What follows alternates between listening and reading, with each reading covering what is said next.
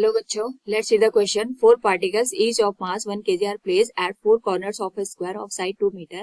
The moment of inertia of system about an axis perpendicular to its plane and passing through one of its vertex is dash kg meter square. Now to answer this question first we will discuss here the key concept, and here the key concept is given as moment of inertia.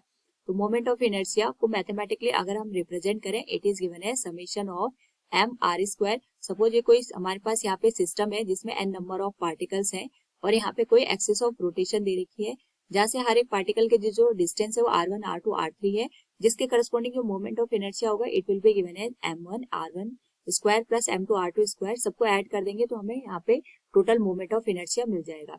Now question के according हमारे पास यहाँ पे एक condition given है जिसमें हमसे total system का मोमेंट ऑफ इनर्शिया पूछा गया about an axis perpendicular to its plane and passing through one of its vertexes. यानी अगर मैं बात करूं यहाँ पे एक स्क्वायर की, ये स्क्वायर गिवन है, यहाँ पे हम किसी भी एक वर्टेक्स की बात करते हैं.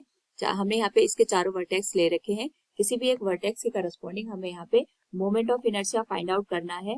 एंड जो एक्सिस है it is about perpendicular to its plane, इसके परपेंडिकुलर है and passing through its one of its vertex. तो हम यहाँ पे मान लेते हैं ए बी सी डी में जो हमारे पास बी वर्टेक्स दे रखा है उसी के करस्पॉन्डिंग हमें moment of inertia find out करना है.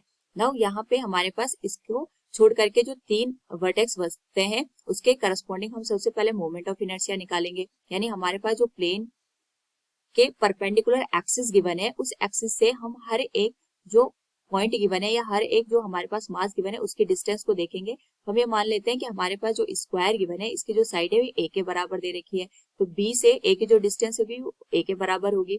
सी से बी के जो हमारे पास यहाँ पे डिस्टेंस होगी वो भी ए के बराबर आएगी. लेकिन डी से अगर हम यहाँ पे इस पर्टिकुलर एक्सिस की डिस्टेंस देखेंगे that will be equal to the diagonal. तो हम यहाँ से डी बी की जो वैल्यू है अगर इसको कैलकुलेट करें this will be given as, हम इसको पाइथागोरस थ्योरम से सॉल्व कर सकते हैं. Square root of A square plus A square ये बन जाएगा 2a स्क्वायर के बराबर.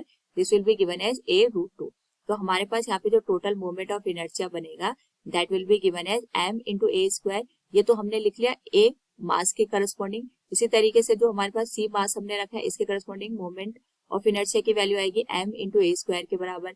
और डी पे जो हमने मास रखा है उसके करस्पॉन्डिंग हमारे पास जो मोमेंट ऑफ इनर्शिया बनेगा that will be equal to m into a root 2 का होल स्क्वायर. तो यहाँ से जो वैल्यू बनेगी that will be 2 into M A square plus 2 into M A square.